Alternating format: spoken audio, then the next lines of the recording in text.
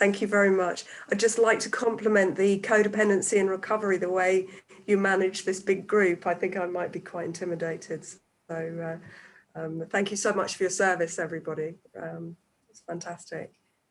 It said in the reading about some of us coming from families where there was abuse and neglect. And that's, sorry, I'm Jobe, I'm a codependent, hi.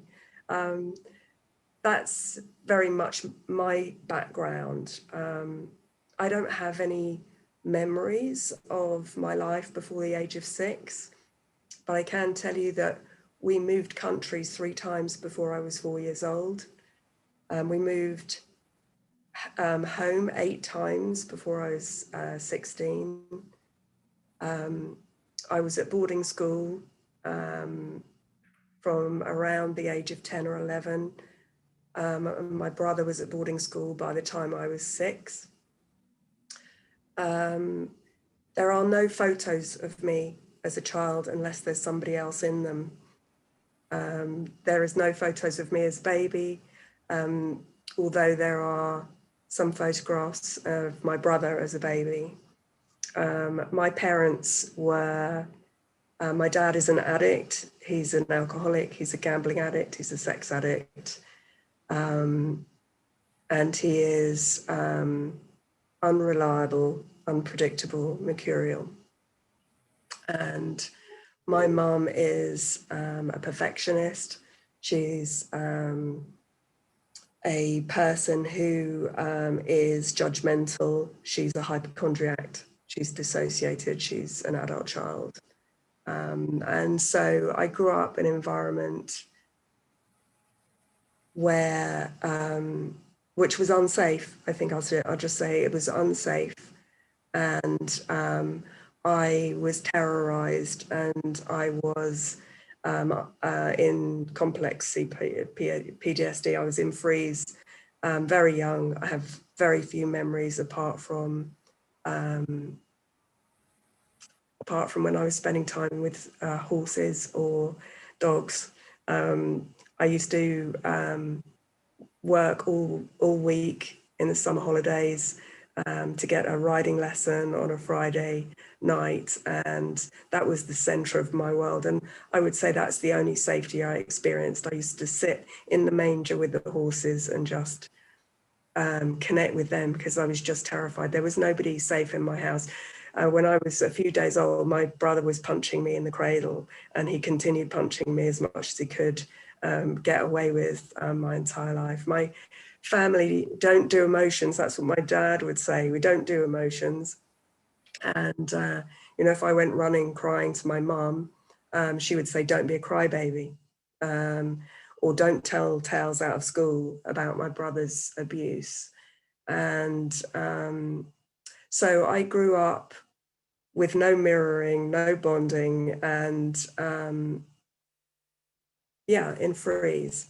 And so I moved through life developing my own tools, and we all know as codependents what those tools are. They're dysfunctional tools for trying to, and I see them as a child's tools, trying to do relationships when nobody has explained how to do relationships.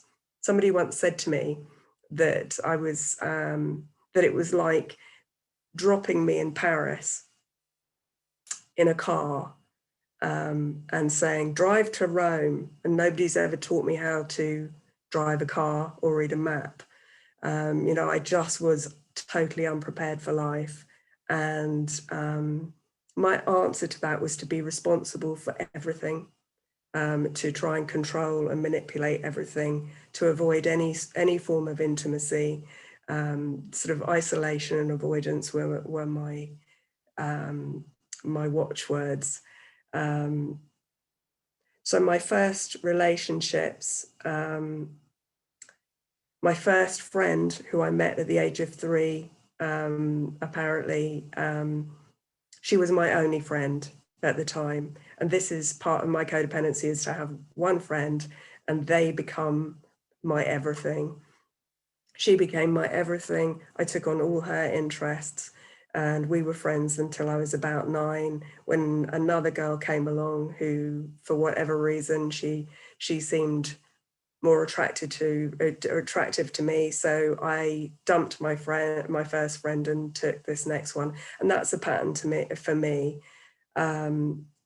I was people pleasing to the person. I was worshipful to the person. I was laying myself down in front of them. And the minute that I didn't need them anymore, it was as if they didn't exist. And my first romantic relationship and my first marriage were the same. I took on their hobbies, took on their interests, looked after their needs, took responsibility for everything in their life, controlled, manipulated, did everything I could to keep myself safe. And with my first relationship, my best friend at the time told me everybody doesn't like him, and I immediately dumped him. And it was as if I had never, ever met him. He would phone and I wouldn't answer. It was just completely blanked off, because I couldn't live with the idea that I wasn't doing everything perfectly. My perfectionism was that if my boyfriend wasn't popular, then he was not my boyfriend. I married an addict who was addicted to gambling, exactly like my father was. And by that time, I was an alcoholic, drug addict, and had an eating disorder. And I just played house, and I pretended to have a relationship. I had this relationship where really I wasn't interested in him. I moved out of home at 17, I married him at 18, and I was playing house with that man. And I know now that I wasn't capable of love at that time. I was too terrified to risk anything so deep. Basically, we were roommates, and as soon as things got difficult, there was conflict, I demonized him and cut him off, and it was as if he never existed. And a few years after that, I got clean and sober. I started working with my eating disorders, and the texture of my codependence changed a bit, because my second marriage, I married him, we got together 26 years ago. We're still together. He's a paragon, because my codependency didn't get any better. And he has, the great thing about my relationship, and I will pay tribute to him, is that he doesn't know anything about codependency, but he is willing to change, and he's willing to be there with my journey, with me on my journey. But we got married, and I started micromanaging his life. And that's really what the second half of my codependency looked like. I went from sort of this leaf being blown around in the wind, everybody else's beck and call, everybody else's needs and wants completely first, to somebody who was controlling in an extreme way. I always had to be right. I would give him advice when he didn't want it necessarily, and he certainly hadn't asked for it. I would, I've spent certain parts of our marriage literally picking him up and moving him. We've moved countries. We've moved, during our time together, I think we've moved 8 times, because I'm addicted to excitement. And the excitement of drugs and alcohol and food and workaholism and stuff went out the window. And so I became a person that I'm addicted to the inner drugstore. So the negative ones as well, not the fun ones. It's the ones which are the adrenaline, the cortisol. So I create chaos and then I fix the chaos. That's what I do. So I pick us up, I move us somewhere. Everything is chaos for a while. I calm it all down, and then I do it all over again. And so my pattern with him is I fix him, I rescue him, I tell him what to do. I always think I know best. I haven't apologized. I'm speaking in the present tense and it's the past tense, hopefully. I didn't apologize for anything. Nothing was I was never wrong about anything. And it felt icky. My relationship with him felt icky, because how can you be intimate with somebody that you're treating them like your child, more or less?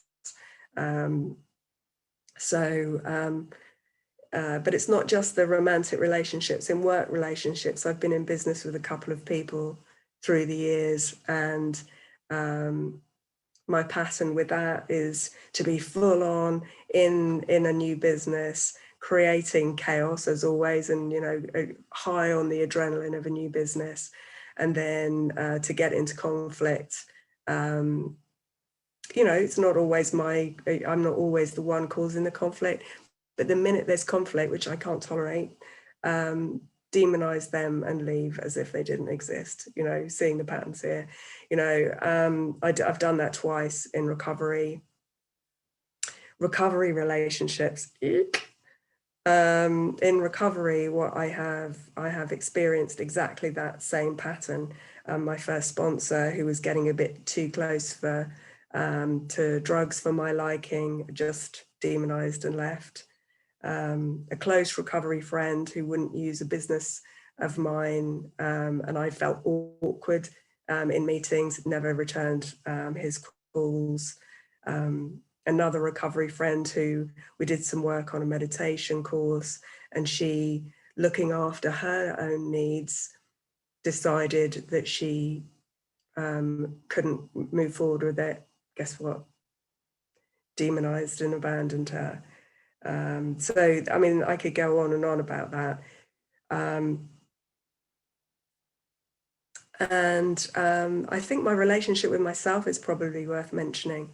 My parents were shaming, judgmental, perfectionist, workaholic, addicts, compulsively busy, unavailable emotionally. They were in trauma, they had CPTSD. And guess what?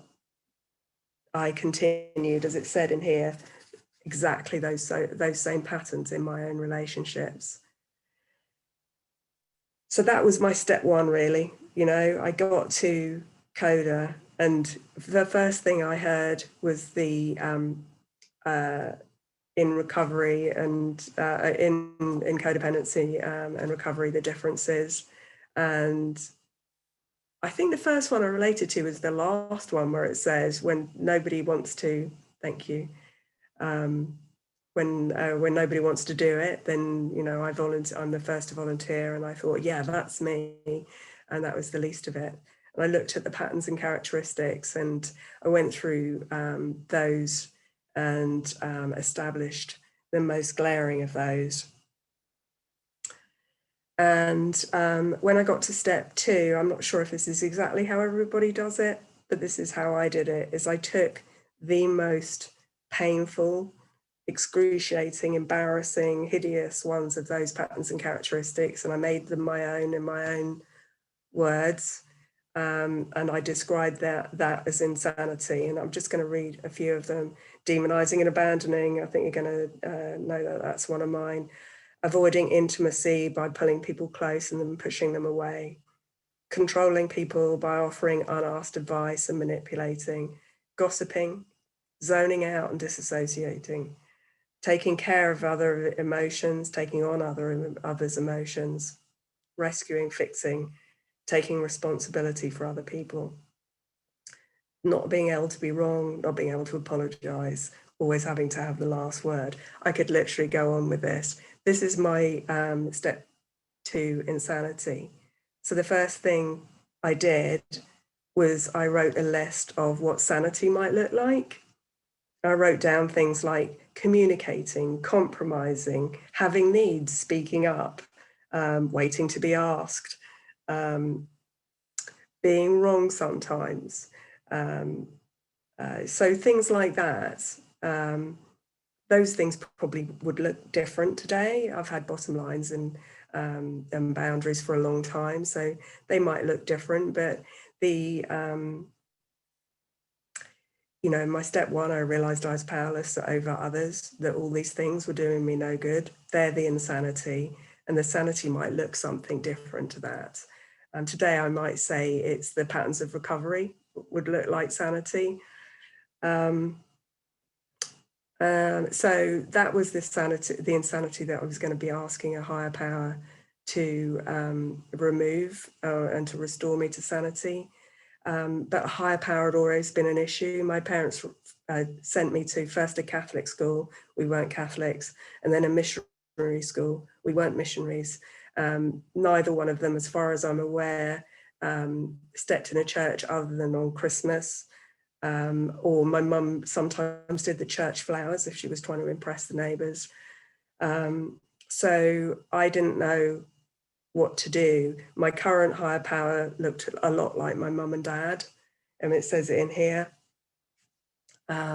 So what I did was I started about choosing my own higher power. Again, it says it in there. And I read the Tao Te Ching, and it says the way that can be named is not the eternal way, which means that we can't understand God. We can't know God because, you know, God is everything. God is, you know, everywhere.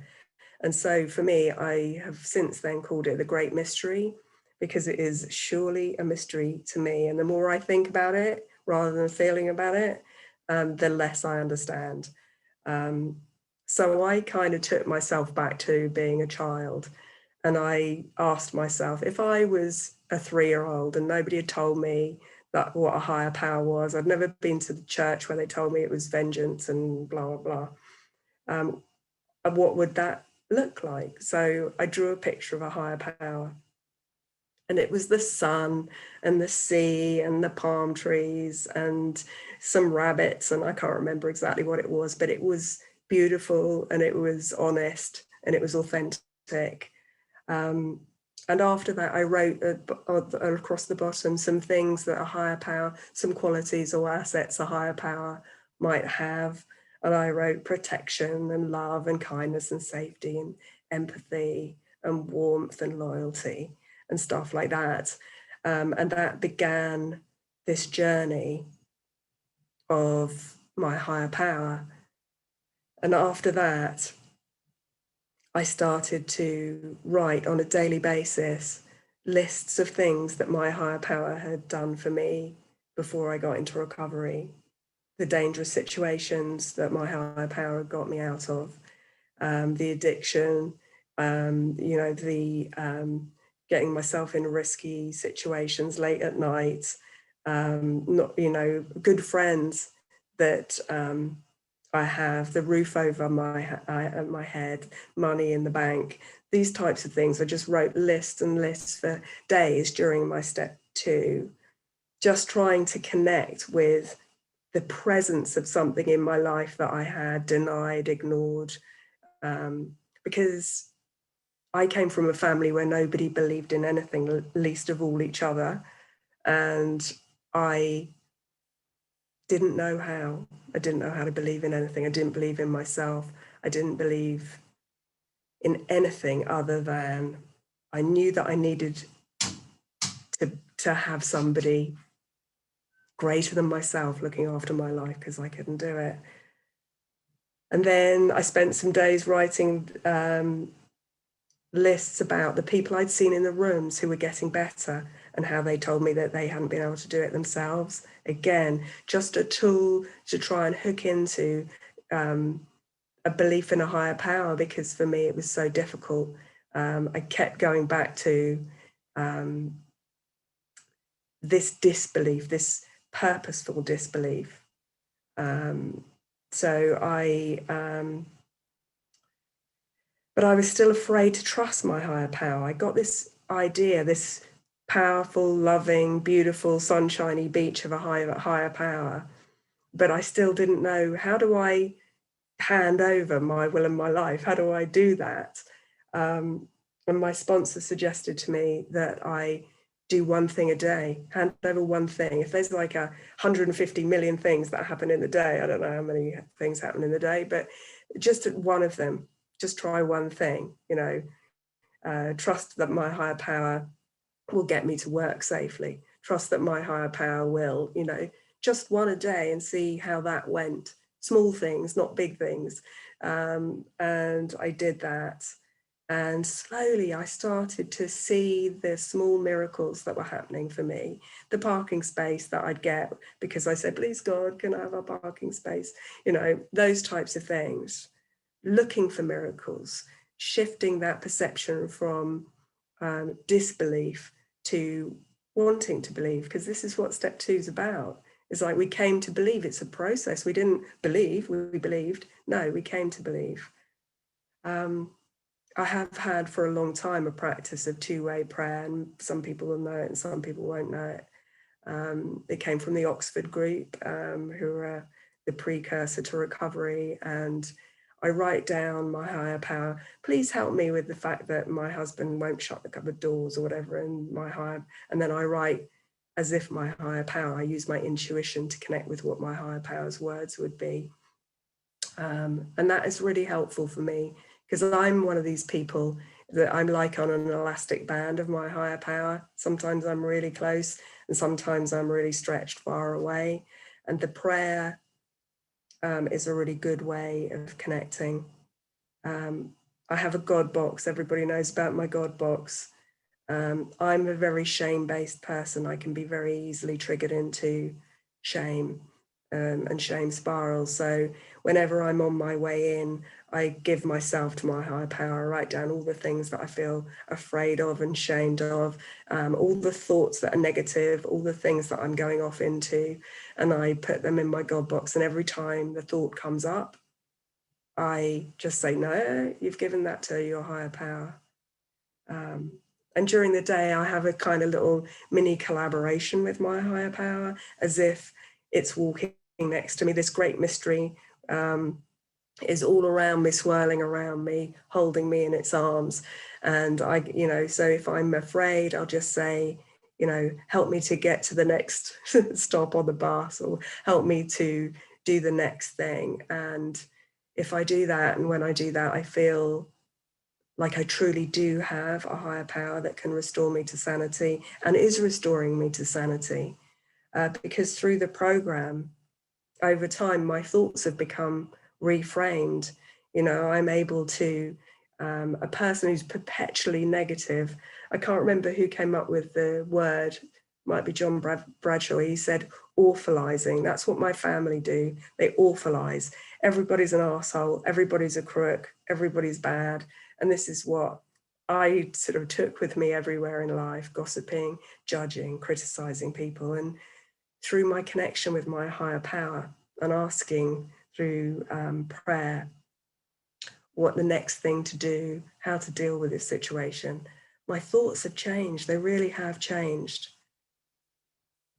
And I think the last thing I want to say about step 2 is about asking for help.